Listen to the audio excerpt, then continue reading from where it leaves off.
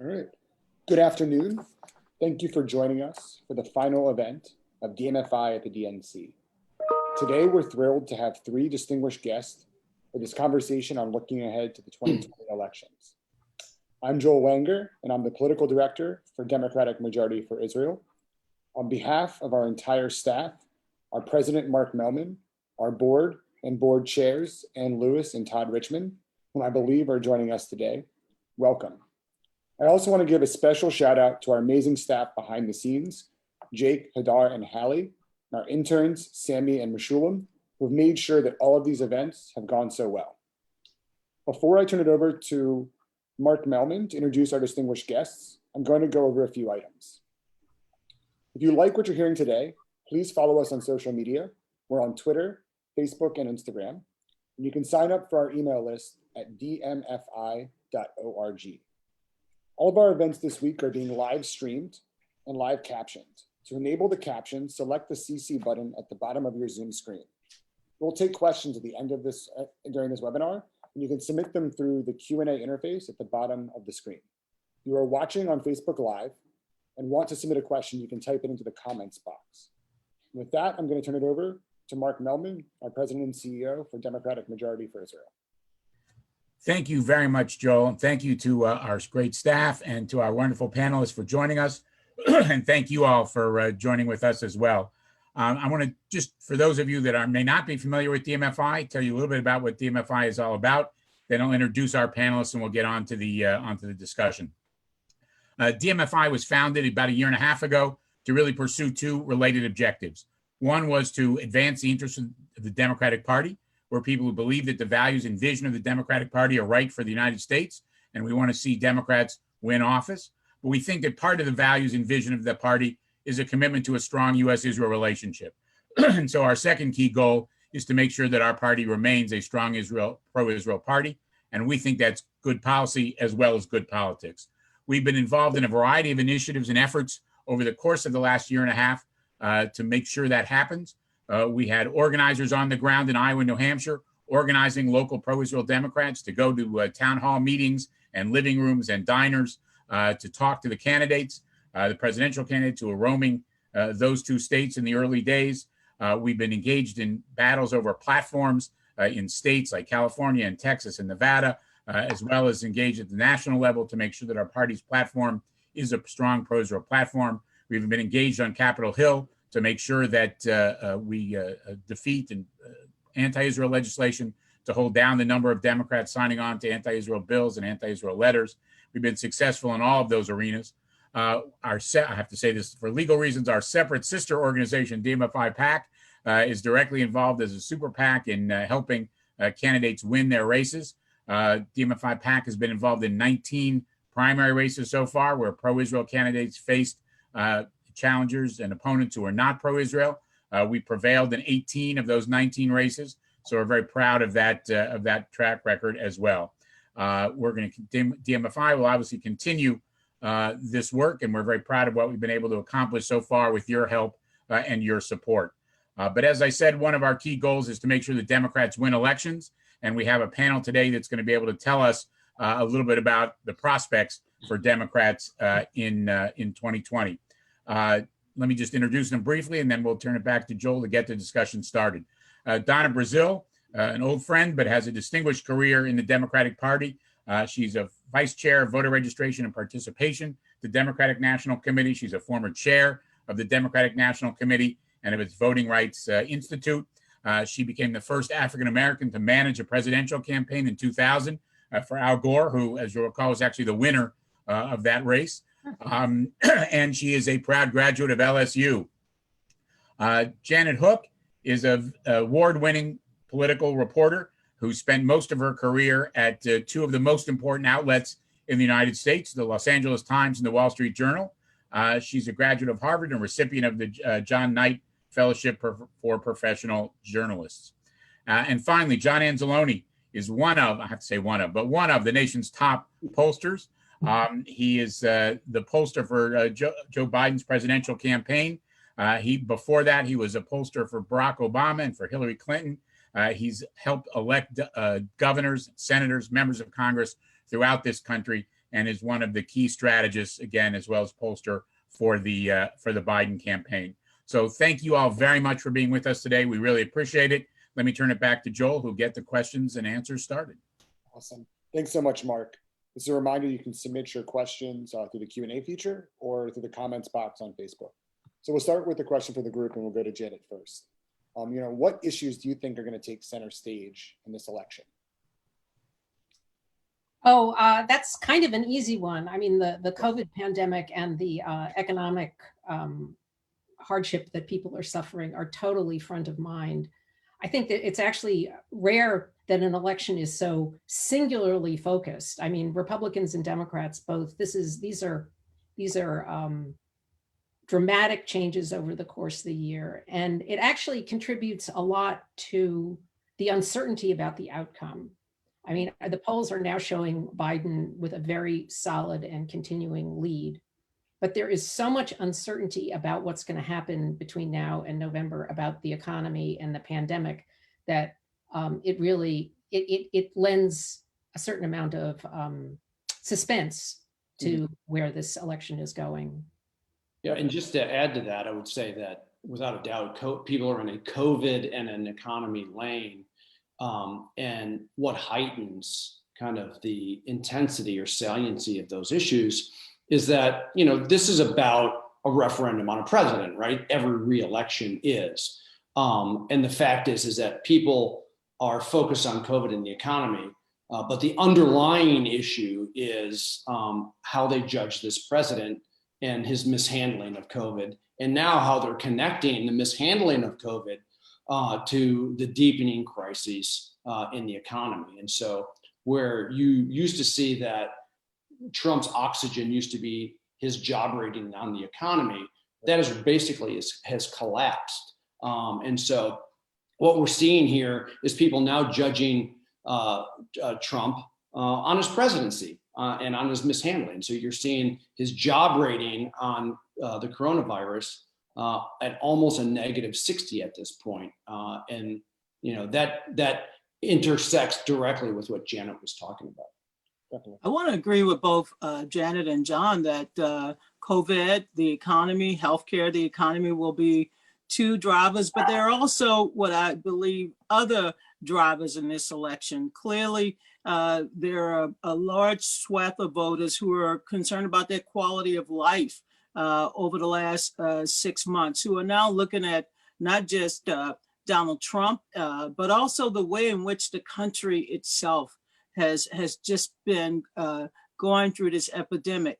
I know from experience that, the more that we talk about the voters, the better off Democrats will be this fall. But for people who are hurting, people who've lost their jobs, their income, who are facing now eviction, foreclosures, this election has a certain sense of urgency.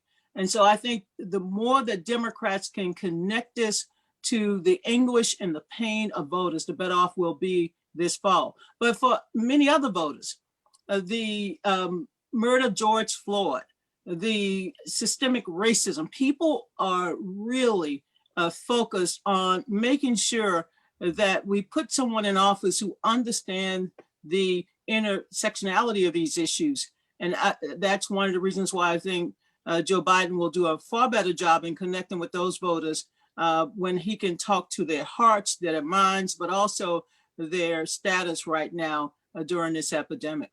So John, you spoke just briefly about saliency of issues. Is there an issue that you think is at the top of the minds of Democratic voters?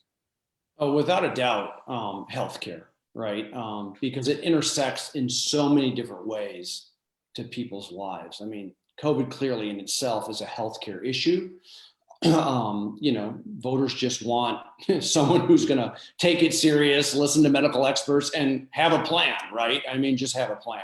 And that's why, again, Joe Biden's kind of the right person for the right time, because they believe that he is experienced. They believe that he's going to listen to medical experts and surround himself with really good people. I think that there's a lot of things that we can learn from 2018. I mean, 2018 was built on healthcare, right? I mean, we took back the House, we got close in the Senate. issues like pre-existing conditions, a really big deal. The fact that we're going through a pandemic, the fact that there is massive unemployment, and we have a president who still is pursuing suing to get rid of ACA, and again, eliminate those protections for pre-existing conditions, or even at the state level in North Carolina, where I do Roy Cooper's reelection for governor, and you have an opponent who opposes expanding Medicaid in a time when people are losing their health insurance. So health insurance or health care is not just health insurance, is really a big issue. And I just want to also kind of build on what Donna was saying. Chaos. I mean, you heard a lot about that with Michelle Obama's speech, that we see in focus groups that people's lives are in chaos, and particularly women who have to take a bigger burden of childcare, working, teaching kids, etc. There's a great statistic about the percentage of men who say that they help with all these things versus the percentage of women who say whether men actually do help out, right? So there's a very chaotic life, and they believe that Trump has added to the chaos of their life. Definitely. So because I've kind of started to speak a little bit about this, but we're going to start with Donna on this next question, because she was a former interim chair of the DNC. So Donna, what are your impressions of the DNC convention so far? And what does this convention need to accomplish, given that it's in a virtual context this time around? You know, when the announcement was made that we would not be gathering in Milwaukee, I was like, oh my God, how the hell are we going to pull this off?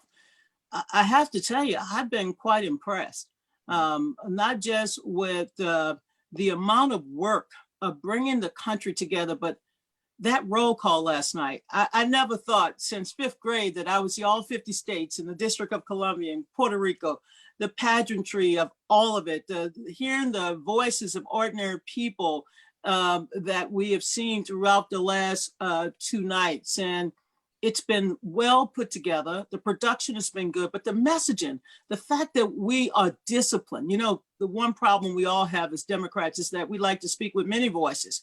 But for the last 2 nights, we have spoken with one voice. I thought the closing night on Monday was superb. Michelle Obama, it was samba. The way in which she delivered, not just the message itself, but the way she delivered it was like, you felt it. I mean, it was like you heard this from a relative, not a politician. And then last night with Joe Biden, I mean, Jill just brought Joe into our lives. He's the man that you want to have leading this next chapter. So I think the party has done a tremendous job and pulling it all together.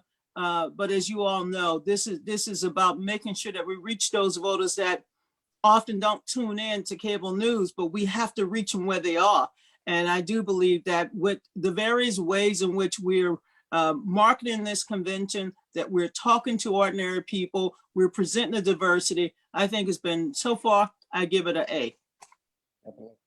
And I don't grade on a curve.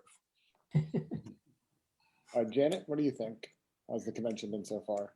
Well, you know, I can't begin to guess how it's being perceived out there, because, you know, it's the thing that I've enjoyed about it as a reporter who's covered many conventions is, you know, there had been this widespread feeling that conventions were this kind of outmoded institution, and forcing the parties to come up to innovate.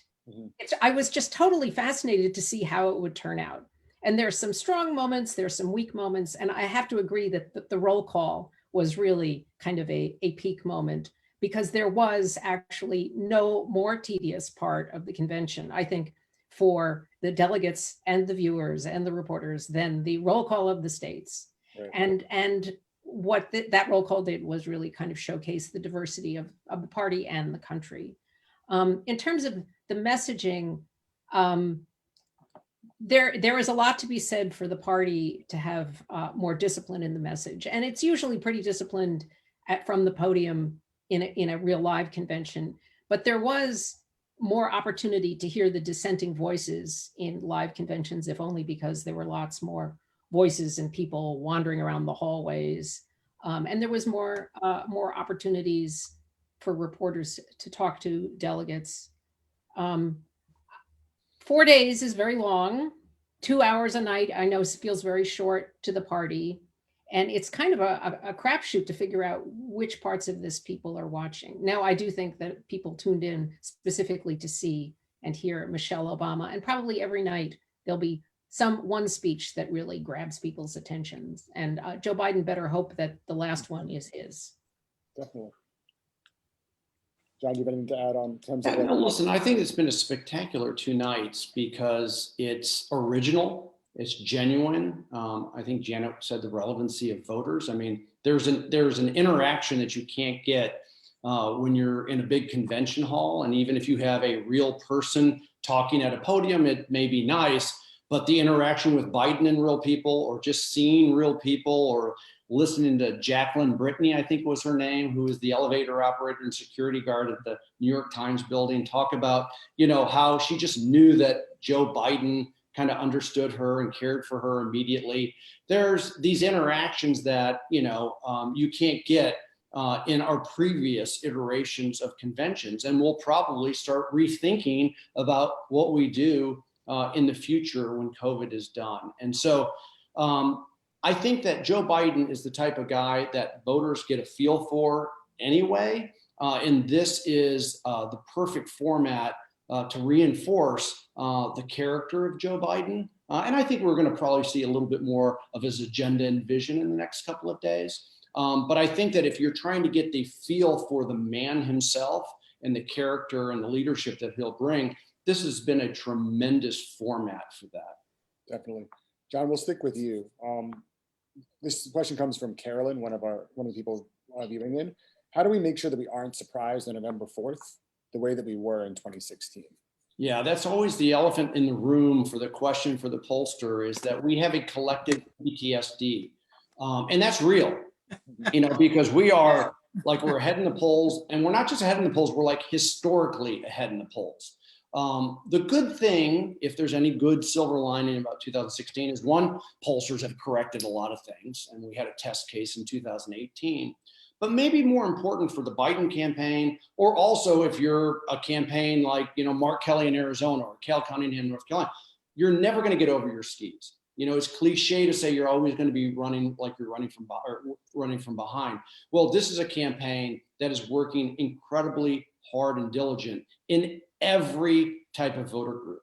And so we're almost treating every voter group, including base voters, as persuadable voters. We're not taking anything for granted, right? Mm-hmm. And that's really important. But the fact is that every year you have a different coalition. And our coalition for Biden has been one that we've never seen before and has expanded. Biden is leading with independents, college-educated voters, suburbanites, and Donna will love this because the last Democratic presidential candidate to win seniors was Al Gore in 2000. He's leading with seniors. Those 4 groups, not only did Trump win, but this always surprises people, but Romney won: independents, college-educated voters, suburbanites, and seniors. And so this is a new coalition that is very expansive. And we're also eating into not only Trump's white margin in 2016, but with rural voters and non-college educated voters. And so, we are going to work every group, like I said, and we're going to be laser focused on 270. And I don't want to say that will make the polls irrelevant, but that will, if nothing else, confirm at the end of the day a victory. And that's important. Definitely. Donna, we'll go to you with this next question. It's been over 20 years since the last peace deal between Israel and one of her Arab neighbors. Earlier this week, we saw a deal announced between Israel and the UAE. I know that you've been a strong supporter of the U.S.-Israel relationship. What are your thoughts on this recent development? I think it was a great deal, a great opportunity. And I also think it will pay long-term dividends. When you wake up the next morning, you see that Iran is upset, that you've done something good. So I'm hopeful that this will help Israel in the region. I'm very proud that the Democrats, at least those on Capitol Hill and others, I've only heard maybe 1 or 2 dissenting voices, but it's been, so far, the reaction has been good. Joe Biden put out a very strong statement immediately. Kamala has put out a strong statement. So I'm hopeful that at this juncture, I'm so tired of Zooming these days, but when Mark Mellman called me, I'm gonna keep Zooming. But I'm very proud that for the first time, we almost have a good, strong message on Israel as our ally, on funding, on making sure that we reach out more. So this is great, and I'm pleased with the deal. Awesome, thank you. This next question goes to you, Janet. Janet, your recent piece in the LA Times talked about Biden's past success as a deal maker and also the widening gap between the parties under President Trump. Do you think Biden can be successful in appealing to those Trump voters given that widening gap? Well, I think Biden has a shot at winning over Trump voters. I think the question that I was raising in that story is more whether he has a shot at winning over Republicans in Congress to make deals to actually get done the things that he wants to in his agenda. I do think that there were, in terms of the electorate, there were so many Trump voters who cast their ballot for him because they didn't like Hillary Clinton, and who had kind of headed into the Trump presidency with an open mind about whether he was going to be a good president or not. And those voters are really very available to Biden. John probably has all the statistics, all the data on that. In Washington, though, a very curious thing has happened. It shouldn't surprise us because historically, a president kind of remakes his own party in his own image. And Trump has really succeeded in that on Capitol Hill. The place is heavily populated now with people who got elected either with him on his coattails or after him, campaigning in a Trumpy fashion. And these are not people who have come to Washington to make deals. Now, the exigencies of an economic recession and a pandemic has brought out a little bit more opportunity for working in a bipartisan fashion, though that seems to have broken down this summer. The effort to do another COVID relief plan has foundered on partisanship once again. So I think that the point is that Biden came to Washington and spent most of his career in a Washington where bipartisanship was much more available if you were looking for it. Right now, probably the best hope is if you elect a president who is at least looking for it, that it maybe there's a possibility there. Definitely. Our next question is going to be on election security, and it comes from Brian. What steps are being taken to protect the vote? People are afraid to vote in person because of the virus, and they're now afraid to mail in their ballots because they're afraid their votes won't arrive in time. Donna, we'll go to you first in this question, because I know I believe you're the vice chair of the committee on voter. Well, I'm the former vice chair. I'm the former chair. I have so many X's. I can't even explain it. But here's what I do know is that the Democrats, since 2016 and clearly long before that, we understand that we have to protect the right of all American citizens to vote. And we know now, given some of the messaging that we're hearing, not just from the Republican Party, but from the president, that we have to protect universal voting. We have to protect mail-in voting, which is the same thing. We're currently in court now in about 12 states to ensure that people have access to the ballot. Those who, need to be able to have their ballot sent to them and processed at the right time. I am pleased that Nancy Pelosi is taking the steps she is to ensure that the post office is back up and running and functioning over the next 10 weeks. But there's no question that we're now doing litigation. We have to do voter education because a large percentage of our voters typically go to the polls. And we've seen, in the last few years, especially since Shelby v. Holder, that in certain precincts and certain neighborhoods that there's a deficit of polling places. And so we are fighting at multiple levels and multiple stages through litigation, through voter education. But the most important thing we have to do is reach voters where they are.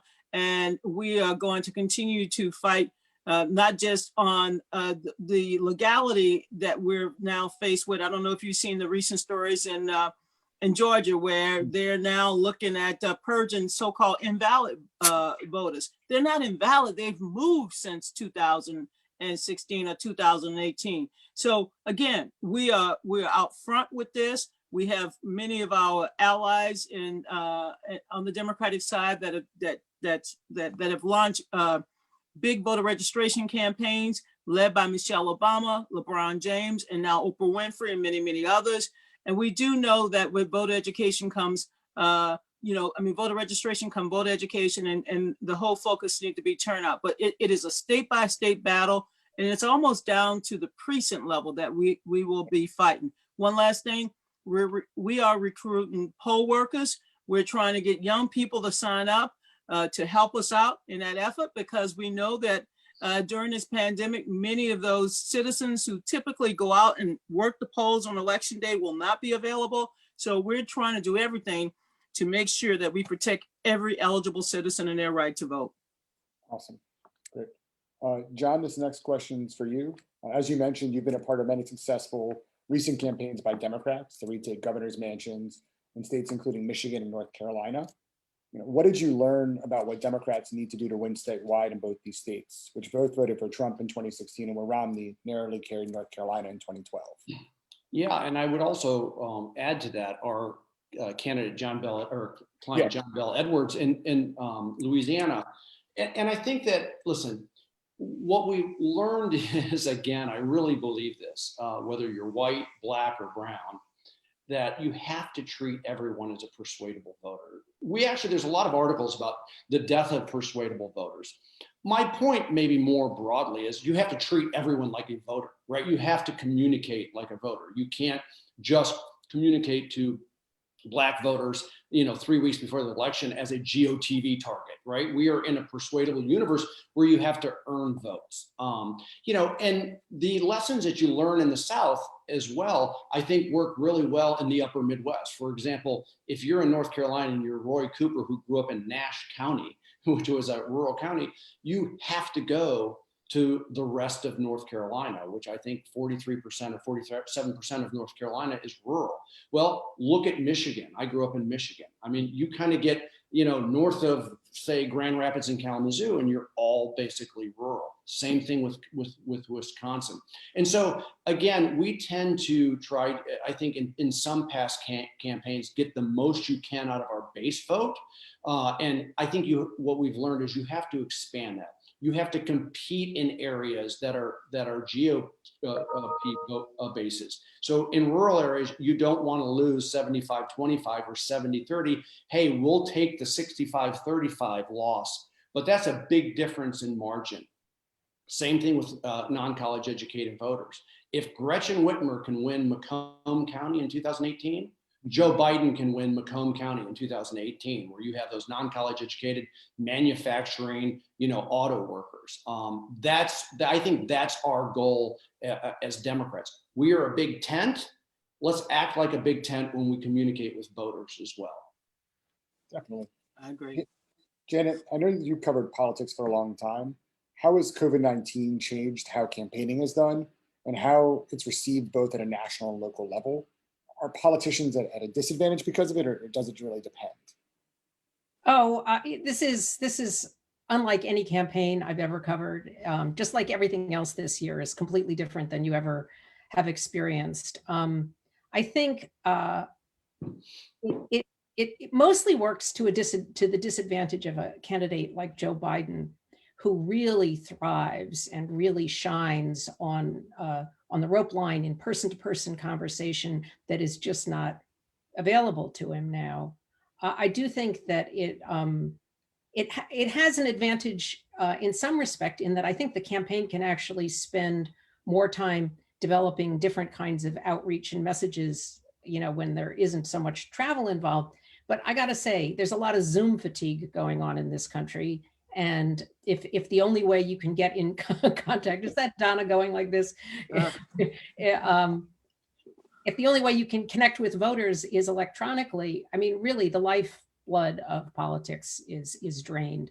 I personally, as a political reporter, miss the ability to talk to voters in a way that we're able to at campaign events. You go and you kind of get a feel for the mood of the crowd, and you can talk to people in a kind of completely random way.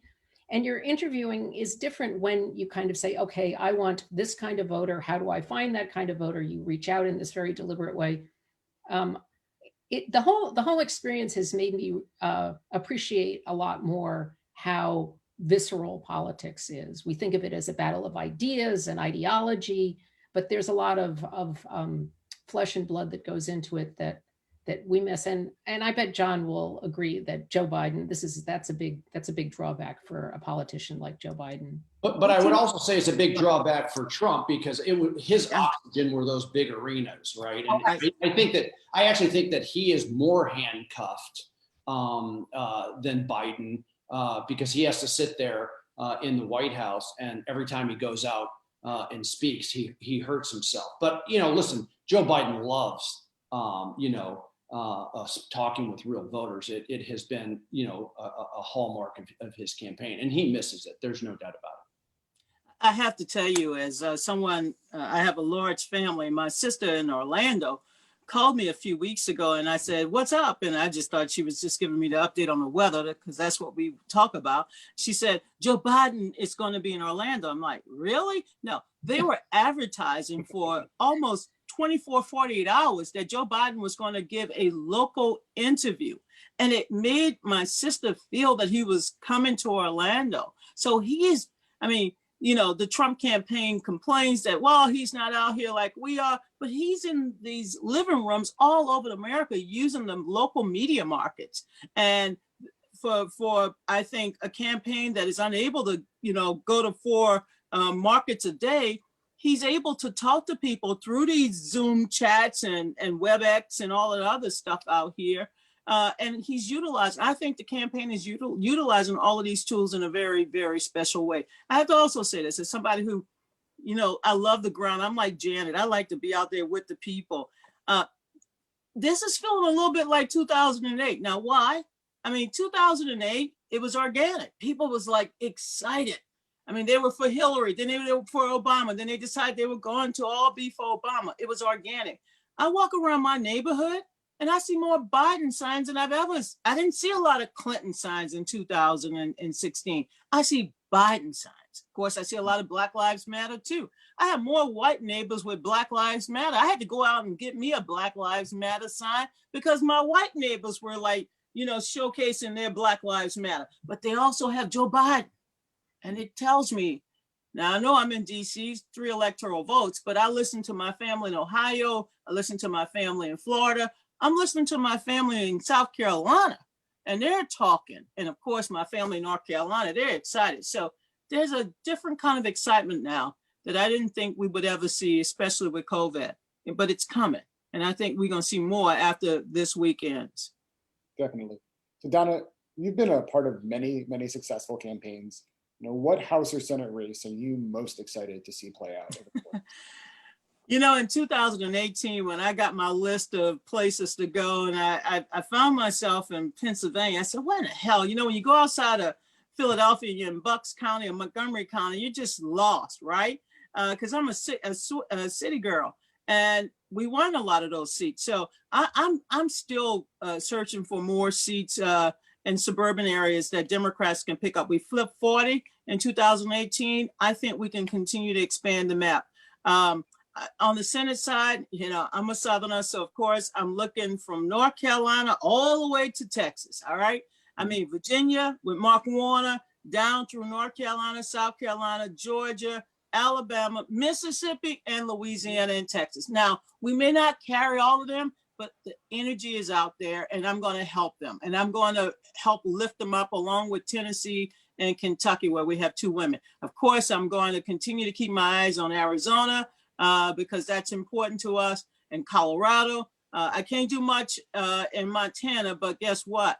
I'm sending money that way. So there's just so many Senate seats, including Maine, that we're all raising money and trying to do as much as we can to help Chuck Schumer in the Senate. And can I just add to this that, how exciting is it for Democrats?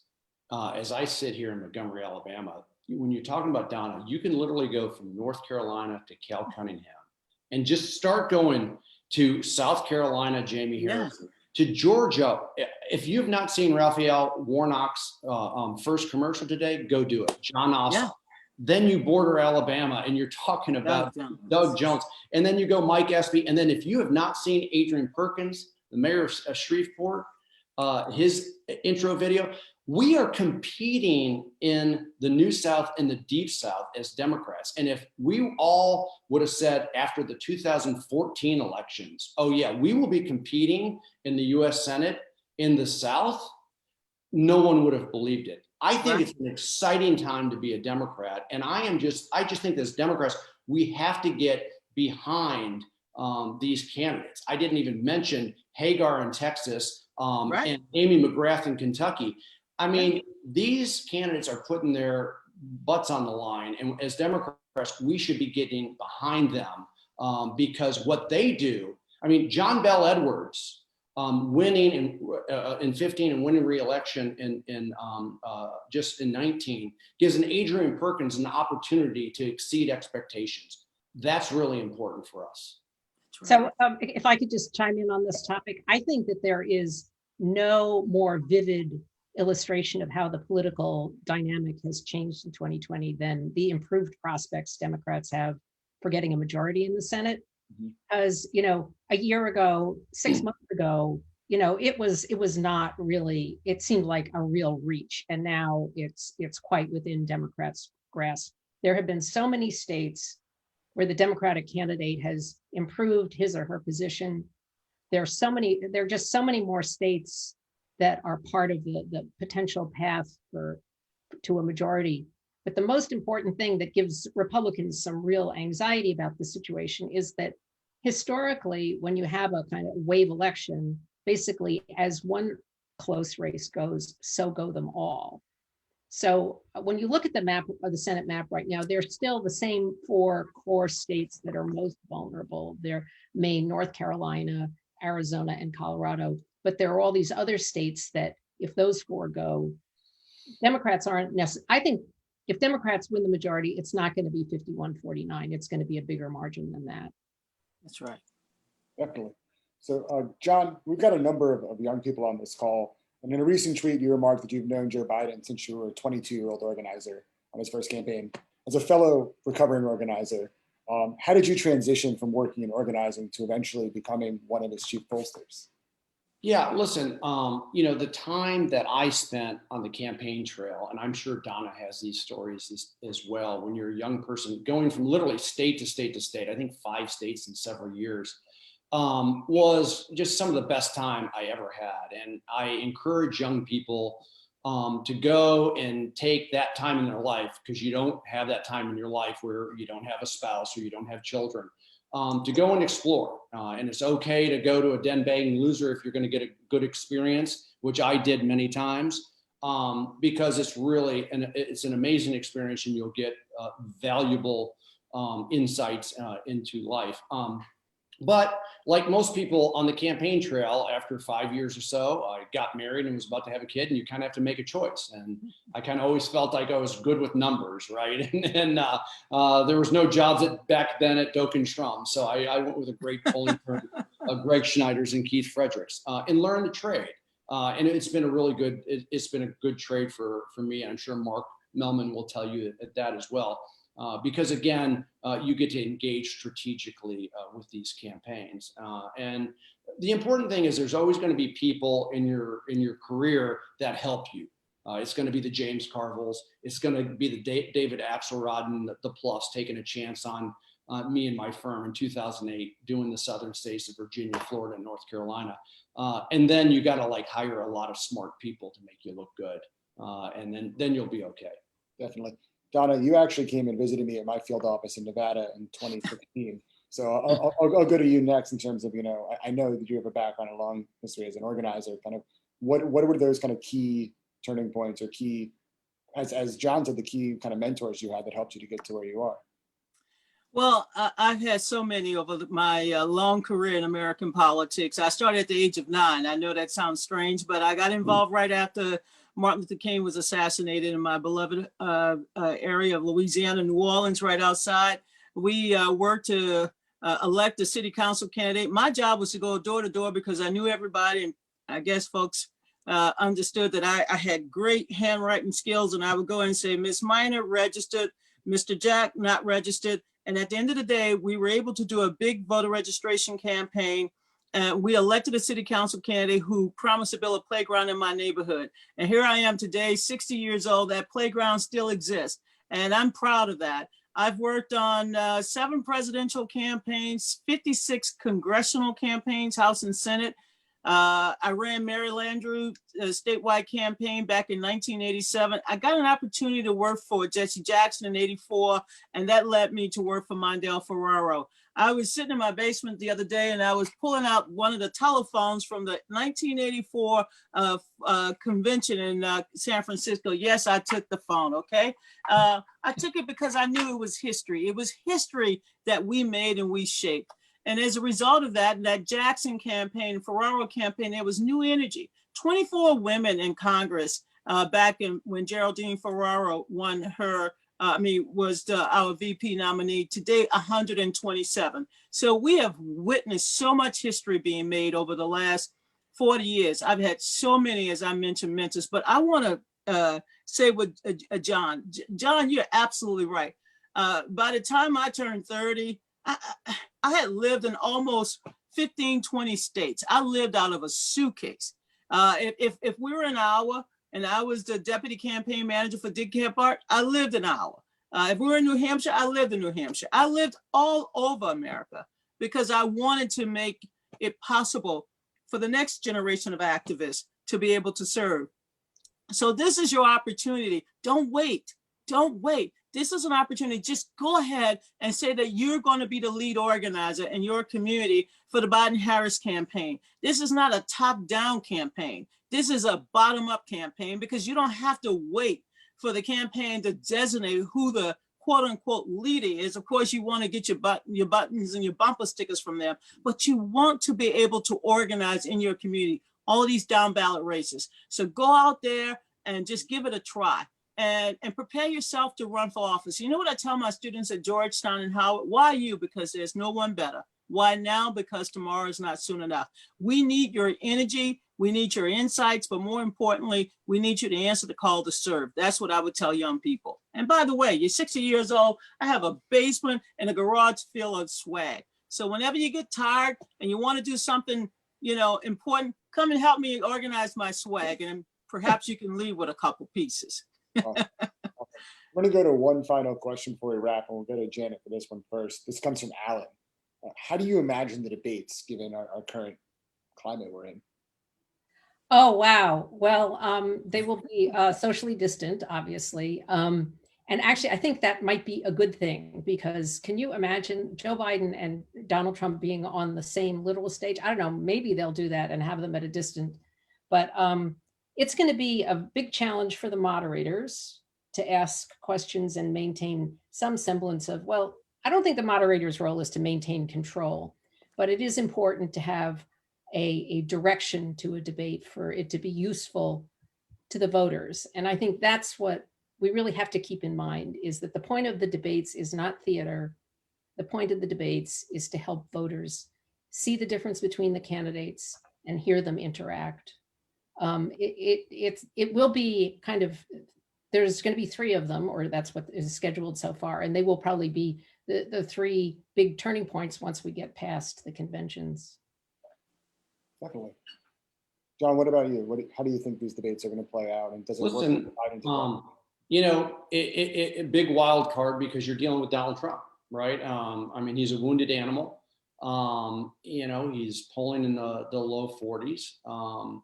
And these races are a referendum on the current president. And so both Joe Biden, if you look at his TV ads, are almost all positive, talking about his vision, his agenda, what he'll do for COVID, what his plan for working families and small businesses.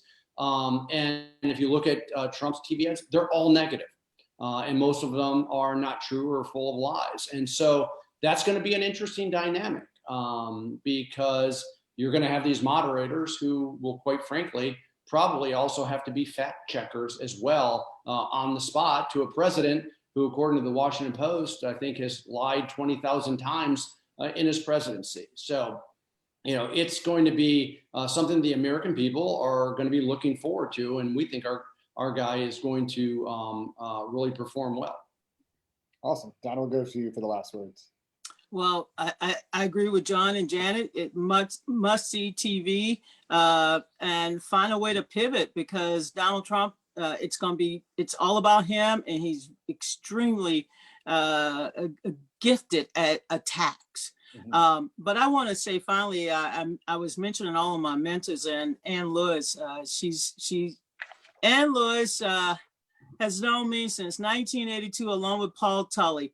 I want to say to you, Ann, you gave a kid from Louisiana a great opportunity to join the Democratic Party. And here I am, a delegate for the 7th time, chair twice, vice chair for 8 years. So I want to personally thank Ann Lewis, not only for giving me so many great opportunities, but also making sure that I had an opportunity to visit Israel on several occasions. So Ann, I love you. The Color Girls love you. And I want to just lift you up as one of the mentors that has done so much for so many of us. So thank you so much, Ann.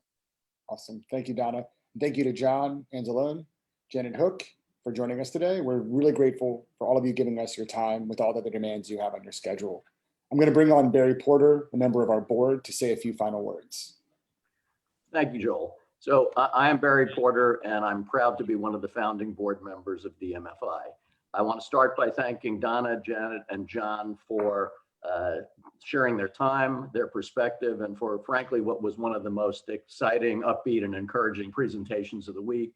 And thanks to all of you for joining us and for participating for your questions. As you heard from Mark Mellman, our CEO, at the top of the call, DMFI is the only organization fighting to ensure that the Democratic Party remains strongly pro-Israel. I want to stress, and this takes up on John's comment about a big tent, that DMFI is representative of the party as a whole. It is an organization for all Democrats, not just Jewish Democrats, and it's reflected in the diversity of our board. I encourage you to go on our website and see the bios of the great board that we put together. And it's because all of us at DMFI, and still most Democrats, believe that supporting Israel, the only democracy in the region, a leading center for technological and medical innovation, and an unparalleled religious significance, is the best interest of the United States and the world. In the UK, we saw how quickly things can unravel right before our eyes. The fraying of support for Israel at the fringe of our party is still just that, fraying at the fringe, but it's led by some very vocal and social media savvy detractors.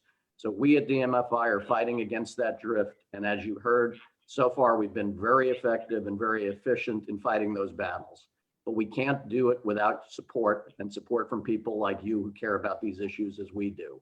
So while you're already in front of a screen, please go to dmfi.org to sign up for more information and to get invitations to other programs throughout the year. And please, please make a donation to help us continue our work. Equally important, please tell family and friends to learn more about us and to contribute. And for all of you, please use your personal networks. And since I heard there are a lot of young people on here, use your social media reach and savvy to help spread the word about this wonderful organization. So if you want to learn more, go to dmfi.org. Again, thank you to everyone. We hope you've enjoyed the programming this week. And thank you for your support. Thank you. Thanks, Barry. Awesome. Thank you for joining us, and have a great rest of your day. Thank you. Thank you. Thanks very much, Donna, John, Janet. Thank you so much. Thank you. Be safe.